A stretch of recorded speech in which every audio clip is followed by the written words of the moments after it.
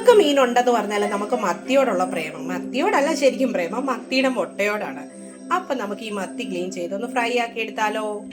അപ്പം നമ്മുടെ മത്തിയൊക്കെ വെട്ടി തേച്ച് കഴുകി കൊണ്ടുവച്ചിട്ടുണ്ട്. എനിക്ക് തോന്നുന്നു ഈ പനിഞ്ഞീനുള്ളത് കൊണ്ടായിരുന്നു ഉടഞ്ഞു പോകുന്ന പോലെയാണ്. കുറച്ച് പനിഞ്ഞീനും കിട്ടിയിട്ടുണ്ട്. അപ്പം നമുക്കിത് ഫ്രൈ ചെയ്യാം. കുറച്ച് വെളുത്തുള്ളിയും കുരുമുളകും കൂടെ ഞാൻ ചതച്ചെടുക്കുവാണേ.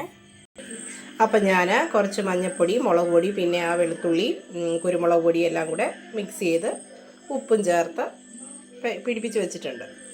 ഒരു സൈഡിലേക്ക് കുറച്ച് ആ പനിയും കുട്ടന്മാരെയും കൂടെ എടുത്ത് തേച്ച് പിടിപ്പിച്ച് വെച്ചു. ഇനി നമുക്ക് എണ്ണ ഒഴിച്ച് ഫ്രൈ ചെയ്തെടുക്കാം. അപ്പോൾ എണ്ണ ഒഴിച്ചു. ഇനി നമുക്ക് ഓരോ മത്തിക്കുട്ടന്മാരെയായിട്ട് അങ്ങോട്ട് എടുത്തില്ല. അപ്പോൾ ഒരു സൈഡിലോട്ട് പനിയും കൂടെ വെച്ചേക്കാം. പൊട്ടിച്ചൊക്കെ ഫ്രൈ ചെയ്ത് കിട്ടുമല്ലോ. പൊട്ടിത്തെറിക്കാൻ നല്ല സാധ്യതയുണ്ട്, പൊട്ടിത്തെറിക്കും. അപ്പോൾ നമുക്ക് കുറച്ച് കരിയാപ്പില ഇതിൻ്റെ പുറത്തിങ്ങനെ വിതറി കൊടുക്കാം. സ്ലോലി ഫ്രൈ ചെയ്തെടുക്കാം. ഇനി നമുക്ക് അടച്ചു വെച്ച് കൊടുക്കാം, അല്ലേ പൊട്ടിത്തെറിക്കും. അപ്പം മത്തിയുടെ ഒരു സൈഡ് മൊരിഞ്ഞു, ഇനി അടുത്ത സൈഡ് മൊരിയട്ടെ. അപ്പം നമ്മുടെ മത്തി വറുത്തതും അതുപോലെ പനിനീൽ വറുത്തതും റെഡി ആയിട്ടുണ്ട്. അപ്പം നമുക്ക് കഴിച്ചാലോ.